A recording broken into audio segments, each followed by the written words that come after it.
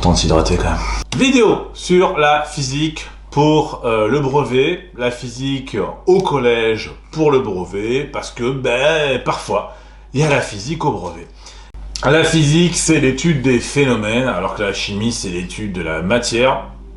Et dans les phénomènes, eh bien, faut quand même s'intéresser un petit peu à l'univers dans lequel on vit. C'est une partie de la physique qu'on appelle l'astronomie. Notre univers, c'est plus ou moins vérifié maintenant. À l'origine, c'est un Big Bang, donc une sorte d'explosion, mais c'est pas tout à fait une explosion, c'est plus complexe que ça. Au début, c'était pour rigoler qu'on a dit ça, puis maintenant, en fait, on se rend compte que c'est plutôt réaliste. Et puis, apparu au bout d'un certain temps la lumière, parce que l'univers était suffisamment moins dense. Bon, ça, je vous ai épargné les détails. Maintenant, ce qu'on sait, c'est que notre univers est constitué donc de galaxies. Ces galaxies, c'est des regroupements d'étoiles, voilà, qui tournent, qui tourbillonnent même, pour être assez exact. Et ces galaxies sont quand même relativement distantes les unes des autres. Là, on parle quand même de millions d'années-lumière. Alors, l'année-lumière, à quoi ça sert ? À mesurer les distances dans l'univers, parce que très vite, le kilomètre, ça devient un peu petit, en fait. Déjà, un kilomètre pour faire le tour de la Terre, c'est petit. Donc, on parle d'années-lumière pour tout ce qui est distance entre les étoiles et entre les galaxies. Voilà. Pour vous donner un ordre de grandeur, la galaxie dans laquelle on vit, la Voie lactée, fait 100 000 années-lumière de large. Et la galaxie la plus proche, on va s'entendre, c'est super large, hein, la plus proche, c'est Andromède, qui est à 2 millions d'années-lumière de notre galaxie. Ça commence à faire. Une année-lumière, c'est la distance que parcourt la lumière en une année terrestre. La distance que parcourt la lumière dans le vide en une année terrestre. Alors, sachant que la lumière va à une certaine vitesse, la lumière c'est 300 000 km par seconde. Ça va quand même relativement vite. Alors pour être exact, la vraie valeur c'est 299 792,458 km par seconde. En une année terrestre, c'est-à-dire 365,25 jours, elle va parcourir une distance gigantesque, une année-lumière. Voilà, je vous donne la valeur parce que je la retiens jamais. Je crois que c'est 9-10 puissance 12 km, quelque chose comme ça. Et ça va simplifier vachement les choses. Et surtout qu'il va falloir admettre l'idée que on va pas mesurer la distance qui nous sépare de l'étoile la plus proche en kilomètres, parce que ça ferait beaucoup. On va parler d'année-lumière. Puisque c'est la distance que parcourt la lumière en un an, c'est aussi le temps qui s'est écoulé entre le moment où cette lumière a été émise et le moment où elle a été reçue.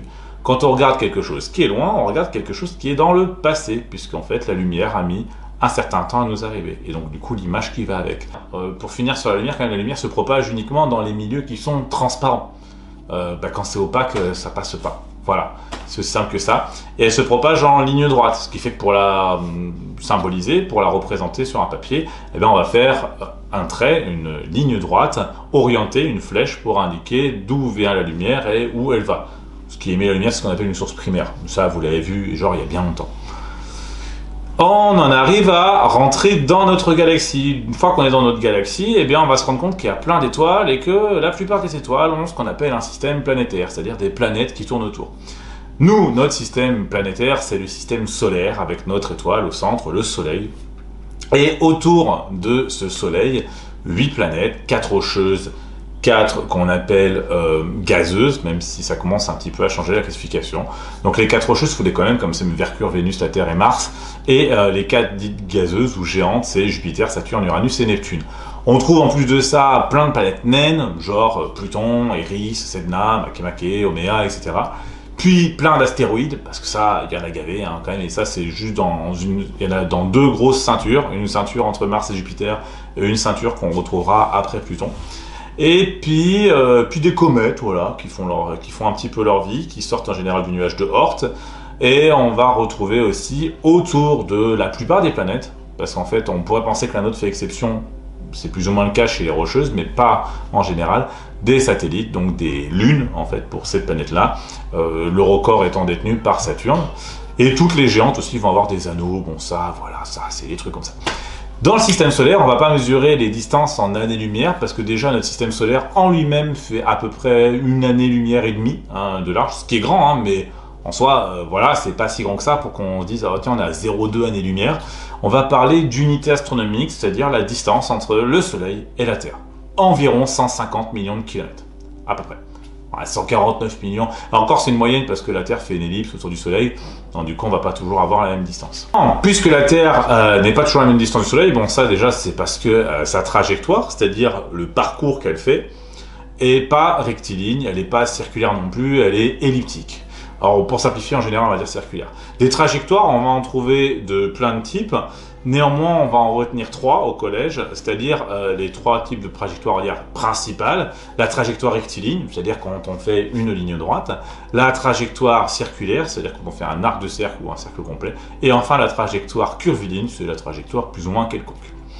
Ça, c'est quand on doit décrire un mouvement, mais pour décrire un mouvement, il n'y a pas que la trajectoire qui compte. Il n'y a pas juste le trajet, mais aussi la vitesse. Alors, la vitesse, normalement, vous connaissez la formule, c'est plus un truc de maths, c'est la distance divisée par le temps.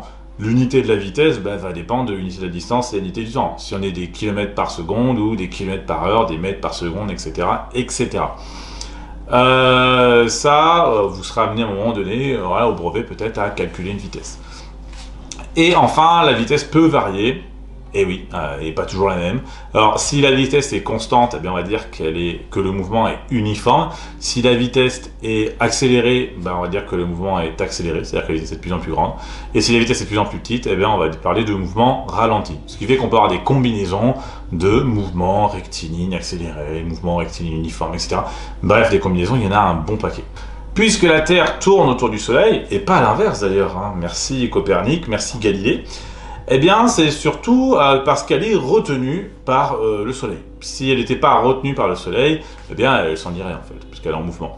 Le fait qu'elle tourne autour, donc, c'est dû à un phénomène qu'on appelle la gravitation. La gravitation, c'est ce qu'on appelle une force. Une force, c'est quoi? C'est l'action d'un objet sur un autre. On appelle une action mécanique. Nous, on symbolise ça par une force, qui donc, du coup, va être représentée par une flèche. Cette flèche-là, donc, du coup, elle a une origine, elle a une direction, elle a un sens et elle a une longueur. La longueur va être proportionnelle à l'intensité de la force, bien sûr.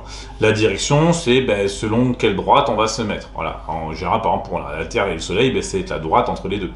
Le sens, c'est est-ce que ça va de la Terre vers le Soleil ou du Soleil vers la Terre. Là, en l'occurrence, c'est le Soleil qui attire la Terre. Donc, du coup, ça va être de la Terre vers le Soleil. Et enfin, il me manquait quoi le point d'application? Si c'est le Soleil qui attire la Terre, c'est que c'est sur la Terre que ça agit. Voilà. Ça, il faut savoir le représenter, le schématiser sur un objet, etc. Application directe de la gravité, eh bien, ce que je suis en train de subir, ce que la caméra subit, ce que vous subissez en ce moment, à part si vous appelez Thomas Pesquet, c'est le poids. Le poids, c'est la gravité à proximité d'un astre. C'est-à-dire, si on est suffisamment proche d'une planète, ou même d'une lune, ou autre chose, eh bien, on va être attiré par cette planète-là, par la gravité du coup, par la gravitation, mais comme on est attiré par cette planète là, et puis techniquement nous on a peu d'influence, et puis le corps est tellement énorme par rapport à nous, qu'on parle de poids. Alors notre poids, c'est P, qui est égal à la masse fois la gravité sur la planète en question. Par exemple sur la Terre c'est 9,8, donc ça veut dire que notre poids c'est grosso modo 10 fois notre masse. Si vous avez une masse de 50 kg, votre poids c'est à peu près 500 newtons. C'est comparable à autre chose. Et si vous allez sur la Lune, eh bien, votre masse ne va pas changer, parce que vous n'allez pas changer, à part si vous faites un régime drastique entre les deux. Mais sinon, le temps du voyage, on va dire que votre masse va rester plus ou moins la même. Par contre, votre poids va énormément changer, parce que la Lune étant plus petite et moins massive, eh bien, la gravité à sa surface, c'est 1,7, je crois. Et donc, du coup, on va être 6 fois plus léger que sur la Terre. Du coup, le poids est une force comme une autre. Des forces, il y en a plein, en fait. Déjà... il y a des forces de réaction, parce que s'il n'y avait que le poids, les objets seraient en train de tomber et de s'effondrer sur Terre, donc il y a bien une résistance, notamment du sol, etc. Et puis on a toutes les forces qu'on va appliquer nous-mêmes. Quand je pousse ma main avec l'autre, eh bien évidemment c'est cette main-là qui pousse sur l'autre, donc elle émet une force sur la première. Donc une force peut avoir plusieurs possibilités, elle peut être à distance, c'est le cas de la gravité, c'est le cas des différents magnétismes par exemple, et elle peut être au contact, et ça c'est le cas de la plupart des forces. Et ensuite, cette force va avoir un effet, soit vous avez une balle de tennis, j'applique une force dessus, la balle va s'envoler, donc c'est parce que je lui ai donné un mouvement. Donc la force va mettre en mouvement un objet, elle peut aussi déformer un objet, si j'appuie sur de la pâte à modeler, je vais la déformer, donc la force de ma main va déformer l'objet, et enfin elle peut modifier un mouvement juste par contact, après tout... je sais pas, imaginez la scène de quelqu'un qui se prend un ballon dans la face, le ballon va changer de mouvement et la personne n'a rien fait. En fait, c'est juste la force de sa tête, le fait d'exister, qui va changer le mouvement du ballon. Mais on peut le faire, on peut le forcer en faisant une reprise de volée, etc. On va parler un petit peu de son parce que On a parlé d'espace, on a tendance à s'imaginer, quand on voit dans les films des explosions dans l'espace qui feraient du bruit. En fait, non. Parce que le son, c'est le résultat d'une vibration qui se propage. Et s'il n'y a rien pour vibrer, il n'y a pas de propagation. Or, dans l'espace, les 99% du temps, c'est du vide. C'est-à-dire qu'il n'y a pas de milieu matériel. Le son se propage que dans les milieux matériels. Et donc les milieux où il y a de la matière. Donc le son va pouvoir se propager dans l'acier, va pouvoir se propager dans l'air, dans l'eau, mais pas dans le vide. Ça, c'est très important. Et en fait, le son, sa caractéristique, donc, c'est de vibrer. Il va vibrer à une certaine fréquence, c'est-à-dire c'est le nombre de vibrations par seconde. Son nombre de vibrations par seconde va nous indiquer sa fréquence et donc du coup, sa tonalité, d'une certaine façon, sa hauteur. Si on a un son qui vibre très très vite, quelque chose qui vibre très très vite, donc la fréquence va être élevée, donc on va avoir un son qui va aller vers les aigus, et puis si c'est lent, ça va aller vers les graves. Ainsi, donc, du coup, on sait que pour une oreille humaine, parce que ça change selon les animaux, le son, on l'a mis en 3 catégories. Les sons audibles, entre 20 et 20 000 Hz, les sons infrasons, en dessous de 20 Hz, et les ultrasons, au-dessus de 20 000 Hz. Encore une fois, c'est relatif à nous, à l'humain. Plus on vieillit, moins on entend les trucs proches des ultrasons. Voilà, on va passer de 20 000 au mieux à parfois 10 000 ou 12 000. Ça change rien parce qu'à partir de 12 000, c'est déjà très aigu. La fréquence, j'ai dit 20 000 Hz, donc son unité c'est le Hertz, on va la noter F. Et on peut la retrouver, ou du moins on peut retrouver la période, et après on en déduira la fréquence par un simple produit en croix. La période sur un schéma qui nous montre le son, donc ces espèces d'oscillogrammes qu'on peut retrouver pour juste symboliser le son.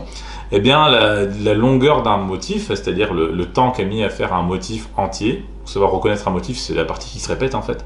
Le temps qu'il a mis, c'est sa période. Voilà. Et pour avoir la fréquence, c'est le nombre de répétitions de ce motif en 1 seconde.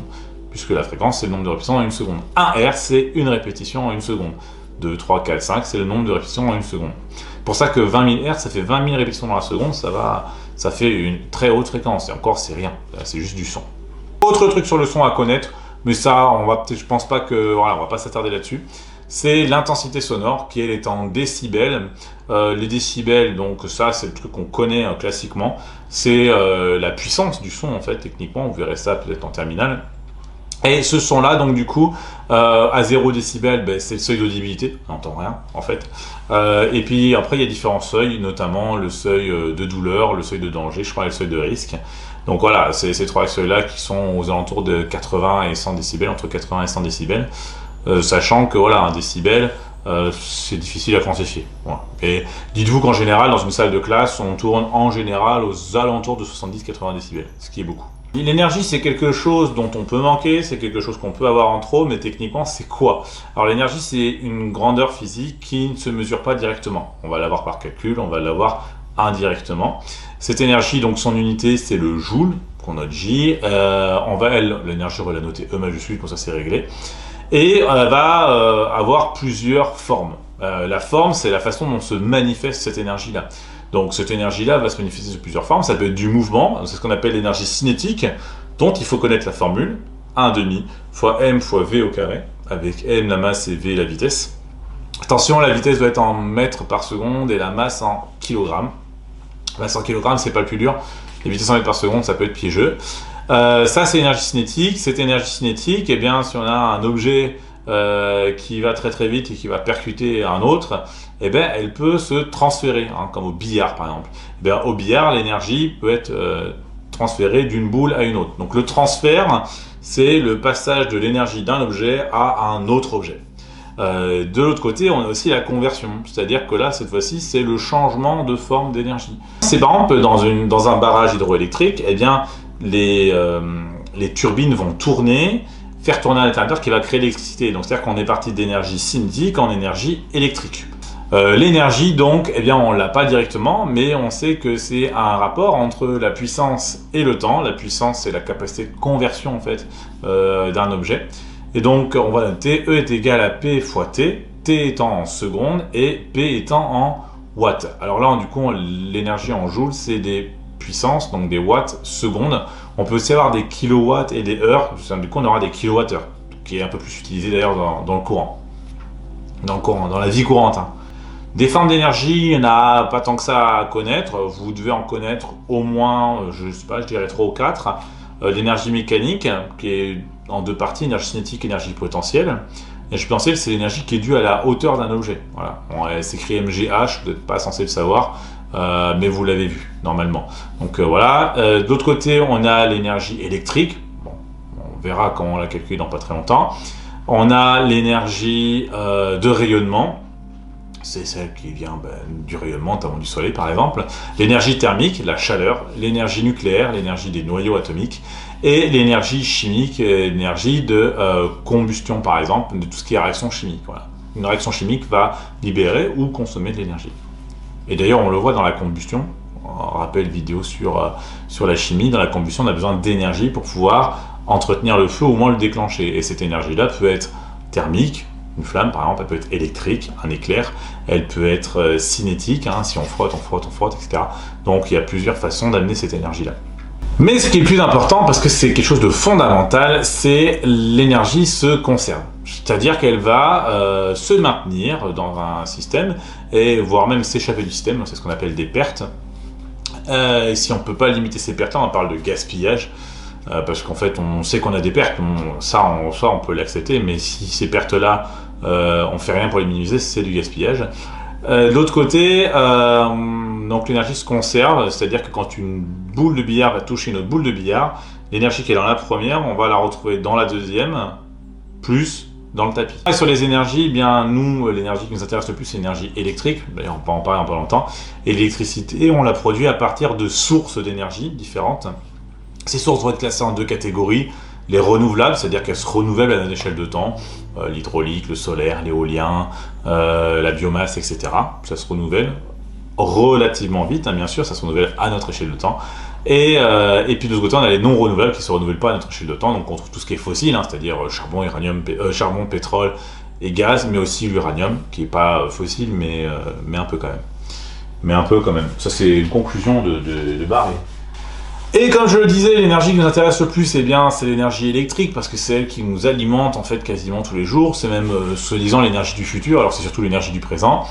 L'électricité, c'est quelque chose qu'on voit tout au long du collège. On voit tout au long du collège qu'il existe des dipôles, c'est-à-dire des objets qui ont deux pôles, hein, où l'électricité va rentrer, où tout va sortir, par exemple. Ces dipôles-là, eh bien, on les classe en deux catégories, les générateurs et les récepteurs. Chacun a un symbole dans un circuit électrique. Donc, voilà la liste des symboles que vous devez connaître, hein. On y retrouve les classiques, la lampe, la pile, le générateur, le moteur, mais d'autres un peu plus originaux, on va dire, la diode, la DEL, l'interrupteur, etc. En électricité, on a plusieurs grandeurs. Les deux principales, ça va être la tension et l'intensité. La tension, c'est la force de poussée des électrons, c'est la pente d'une rivière qui descend une montagne, etc. C'est plus ou moins lié en fait à la vitesse des électrons. Cette tension-là, elle se note U et son unité, c'est le volt. Attention à ne pas confondre les deux, hein, qui est la grandeur, qui est l'unité. La grandeur, c'est la tension, l'unité, c'est le volt. Et parfois, on va avoir des millivolts ou des mégavolts, par exemple. De l'autre côté, on a l'intensité qui correspond au nombre d'électrons qui passent par seconde, ce qu'on appelle le débit électrique en fait. Et cette intensité, on la note I, bon jusque là ça va.